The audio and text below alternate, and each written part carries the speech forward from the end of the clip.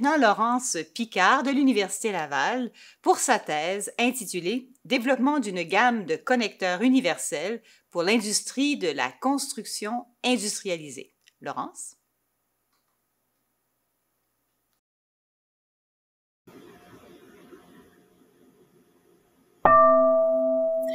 Je commence avec l'hypothèse qu'il y en a sûrement parmi vous qui se sont fait construire ou qui ont entrepris des travaux de rénovation dans leur vie.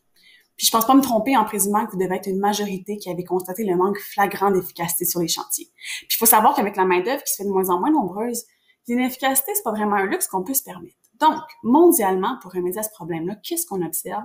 C'est une tendance vers la préfabrication. C'est-à-dire qu'on va construire en usine des sections de bâtiments qu'on va ensuite aller assembler une fois sur le chantier. Évidemment, en usine, la qualité de méthode de travail, l'accessibilité aux matériaux, l'accessibilité aux outils, ça permet un gain de productivité qui est majeur. Ça m'amène à me poser la question, pourquoi alors est-ce qu'en 2021, on est encore surpris quand on voit une construction comme celle sur l'image en arrière-plan? Pourquoi il s'en fait pas plus que ça des bâtiments modulaires multi-étages? Une fois le nez dedans, là, je vous avoue qu'on se rend vite compte que les architectes, les promoteurs immobiliers, les entrepreneurs, les manufacturiers s'entendent tous sur un point, puis ça c'est rare, c'est-à-dire que la méthode d'assemblage est déficiente.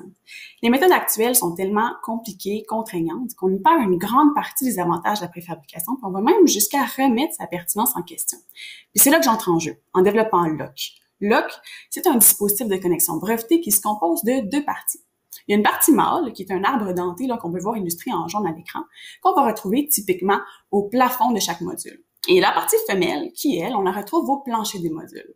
Fait qu'à la journée de l'assemblage, là, quand le module du deuxième étage est complètement déposé sur le module du premier étage, et donc que l'arbre jaune a terminé sa course dans le connecteur du plancher supérieur, eh bien, il y a un mécanisme de verrou qui est automatiquement enclenché. Les deux modules deviennent solidaires pour de bon. Puis même que par expérience, là, on entend un gros pétlau, je vous le jure, ça va convaincre même les plus sceptiques. Là, je vais aller d'un côté un petit peu plus technique, OK? Quand on a plusieurs forces combinées, on appelle ça un chargement. Puis l'objet qui subit ce chargement sans se rompre ou se déformer, on dit qu'il reprend le chargement. Donc, LOC, c'est conçu pour reprendre tous les chargements là, que subit un bâtiment. Si je commence avec les charges verticales, par exemple, j'ai le poids du bâtiment, j'ai le poids de son contenu, ça vient créer un chargement en compression. Ça, c'est le premier chargement repris. Maintenant, si je regarde les charges latérales, j'ai le vent, les séismes, on va observer deux types de chargements. Le premier, c'est en cisaillement. C'est un peu comme si les étages veulent se tasser les uns par rapport aux autres. Okay? Et le second, c'est en tension. Si je vous l'illustre, là, quand il y a un fort vent qui vient créer une flexion du bâtiment, qu'est-ce que ça fait? Ça vient induire une tension sur l'une des façades. Donc là, ça reprend la compression, la tension et le cisaillement. Mais qu'on voit que la simplicité fonctionnelle de LOC, sa complexité structurale, ça entraîne des économies de coûts et de temps qui sont substantielles.